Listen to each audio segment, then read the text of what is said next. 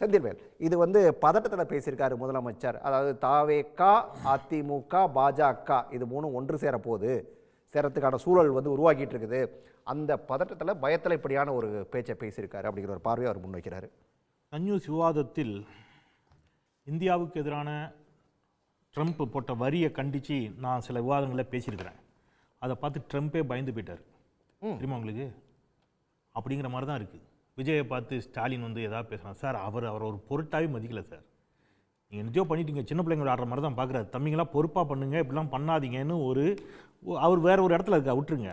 இப்படி திரு குமார் சார் அவர்கள் சன் நியூஸில் இப்படி கேட்பார்னு தெரிஞ்சோ என்னமோ தெரில, ஒரு 30 நிமிடங்களுக்கு முன்பாக தமிழ்நாடு முதலமைச்சர் மாண்புமிகு ஸ்டாலின் அவர்கள் எதையெல்லாம் எதிர்த்து போராடுகிறேங்கிற ஆளுநரின் கேள்விக்கு பதிலே போட்டார். நான் 3 மட்டும் சொல்லிடுறேன், நிறைய இருக்குது, மீதிய சகோதரர் கூட சொல்வார். இந்தி மொழியை ஏற்றுக்கொண்டால்தான் கல்வி நிதியை கொடுப்போம் என இருக்கும் ஆணவ திமிருக்கு எதிராக போராடும். இதில் விஜய் வராரா? இல்லை. அறிவியல் மனப்பான்மையை விதைக்கும் கல்வி நிலையங்களுக்குள் சென்று மூட நம்பிக்கைகளையும் புரட்டு கதைகளையும் சொல்லி இளம் தலைமுறையை 100 ஆண்டு காலம் பின்னோக்கி இழுக்கும் சதிக்கு எதிராக போராடும். 3வது மட்டும் சொல்லிட்டு போயிடுறேன்.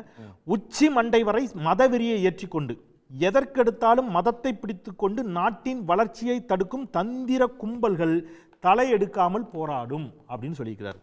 இன்னும் நம்ம எளிமையா சொல்லணும்னா, இவங்க சொன்னதிலிருந்தே புதிய கல்விக் கொள்கையை எதிர்த்து போராடும் இருக்கிறாரு. 155 பக்கம் புதிய கல்விக் கொள்கையில 34வது பக்கம் இப்படி ஒன்று இருக்குது.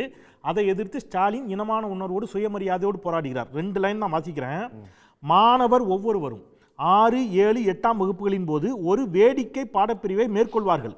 அது தச்சு வேலை, மின் வேலை, உலோக வேலை, தோட்ட வேலை, மண்பாண்டம் செய்தல் போன்றவை.